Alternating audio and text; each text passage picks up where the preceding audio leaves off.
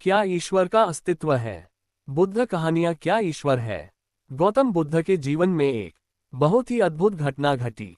एक दिन सुबह वे अपने शिष्यों की सभा में बैठे थे और एक व्यक्ति आया। वह राम का भक्त था। वह जीवन भर सिर्फ राम राम राम करता रहा है और वह सिर्फ मंदिर ही नहीं गया, उसने खुद भी कई मंदिर बनवाए हैं। वह बहुत बड़ा भक्त था।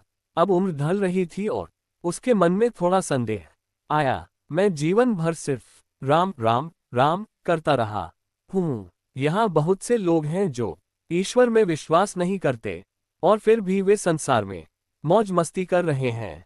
मैंने ईश्वर का नाम लेने के लिए सब कुछ खो दिया। मान लीजिए ईश्वर नहीं है जैसा कि दूसरे कह रहे हैं, तो मैं अपना पूरा जीवन खो दूंगा। वह जानता था कि ईश्वर है, लेकिन उसके मन में बस थोड़ा संदेह था। वैसे भी यहाँ एक प्रबुद्ध व्यक्ति है, उसे सब पता होना चाहिए। वह गौतम के पास गया। सुबह सुबह सूरज उगने से पहले वह छाया में खड़ा हुआ और पूछा, क्या ईश्वर है? गौतम ने उस व्यक्ति की ओर देखा और कहा, नहीं। पहली बार उसने स्पष्ट रूप से नहीं कहा। वहां मौजूद सभी शिष्यों के लिए ये हर समय उनके भीतर एक संघर्ष था। ईश्वर है या नहीं? यह एक जबरदस्त संघर्ष है जो हजारों सालों से चल रहा है। जब से मनुष्य इस ग्रह पर अस्तित्व में आया है, तब से यह संघर्ष उसके भीतर चल रहा है। यह संघर्ष आस्तिक और नास्तिक दोनों के लिए है। पहली बार गौतम ने जोरदार नहीं कहा और राहत की एक बड़ी सांस ली। आपको अब और संघर्ष करने की जरूरत नहीं है। कोई ईश्वर नहीं है, कोई भी आप पर नजर नहीं रख रहा है। आप अपने जीवन के साथ जो चाहे कर सकते हैं। ये बहुत ही आनंद की बात है। एक बड़ी राहत थी। शाम को एक और आदमी आया। यह आदमी चार्वाक था। ये लोग भौतिकवादी होते हैं जो जो देखते हैं उसके अलावा किसी और चीज पर विश्वास नहीं करते।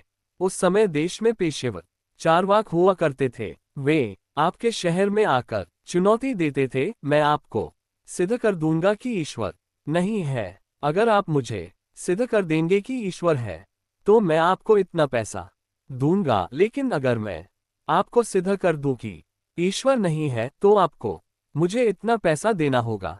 यह उनका पेशा था। वह एक विशेषज्ञ चार्वाक था। आप 50 साल से ईश्वर को मानते आ रहे होंगे, लेकिन अगर आप उससे 15 मिनट बात करेंगे तो वह आपको सिद्ध कर देगा कि ईश्वर नहीं है। उसने हजारों लोगों को सिद्ध कर दिया है कि ईश्वर नहीं है। उसकी उम्र ढल रही थी और थोड़ा संदेह हुआ। मान लीजिए ईश्वर है। इतने दिनों तक ईश्वर नहीं सिद्ध करने के बाद जब मैं वहां जाऊंगा तो क्या वह मुझे अकेला छोड़ देगा? पहले से ही ये मानने वाले कहते हैं कि ईश्वर बहुत प्रतिशोधी है। क्या वह मुझे अकेला छोड़ देगा? थोड़ा डर आया। वह जानता था कि निश्चित रूप से कोई ईश्वर नहीं है, फिर भी उसके मन में थोड़ा संदेह आया। वह शाम को सूरज ढलने के बाद गौतम के पास आया और छाया में खड़े होकर उसने वही सवाल पूछा, क्या ईश्वर है?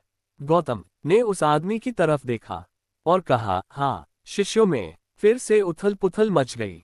सुबह वे बहुत खुश थे कि ईश्वर नहीं है। शाम को वह कहता है कि ईश्वर है। गौतम क्या खेल खेल रहा है? आखिर खेल क्या है? क्या वह सिर्फ भ्रम पैदा करने की कोशिश कर रहा है? अब पूरा खेल यह है कि सारी आस्था को खत्म कर दिया जाए ताकि आप वाकई खोज करें। आस्था के साथ आपने सिर्फ खोज को नष्ट किया है।